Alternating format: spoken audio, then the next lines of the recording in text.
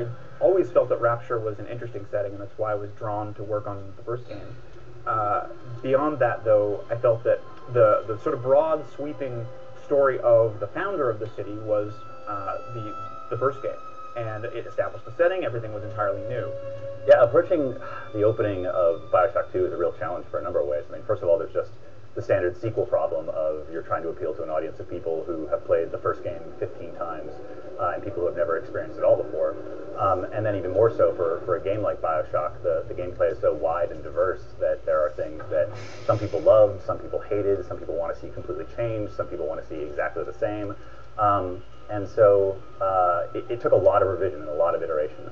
And from there to introduce a new antagonist in the form of Dr. Sophia Lamb, who is a psychiatrist and an altruist, kind of Ryan's opposite, was the way that we wanted to sort of create some polar philosophy in the setting. This is Dr. Sophia Lamb with a message for the people. Remember, you are not alone. So when Andrew Ryan founded Rapture Under the Sea, he at first thought the best and the brightest, and then he thought, as long as they think like me. At first, it was great. You know, they had the elite, were living at the bottom of the sea, free of all those constraints, and giving rise to miracle after miracle of reason. Unfortunately, the cracks began to show. First of all, they needed some working class people to clean the toilets and to you know, scrub barnacles from the decks.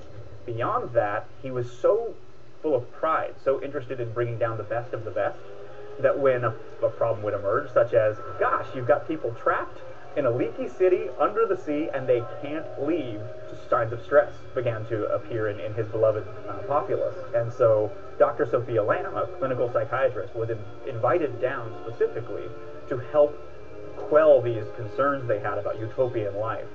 And he hired her for her skill rather than her beliefs, which she held very close to the chest.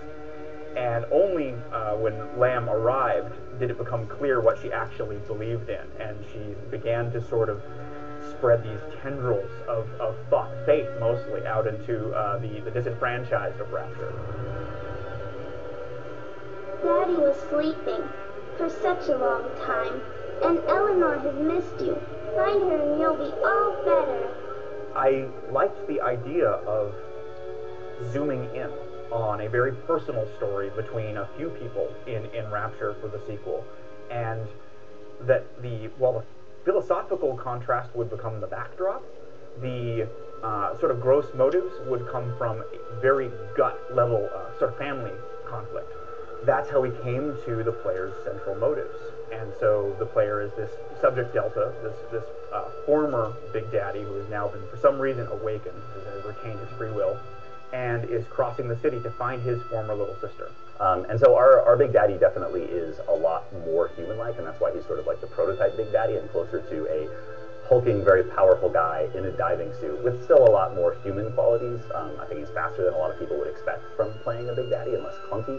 The player comes into conflict with Sophia Lamb primarily because his former little sister is sort of promising him escape from the city, and he's crossing the city to find her. But as he begins to progress, he comes across some key details about her. For example, her surname.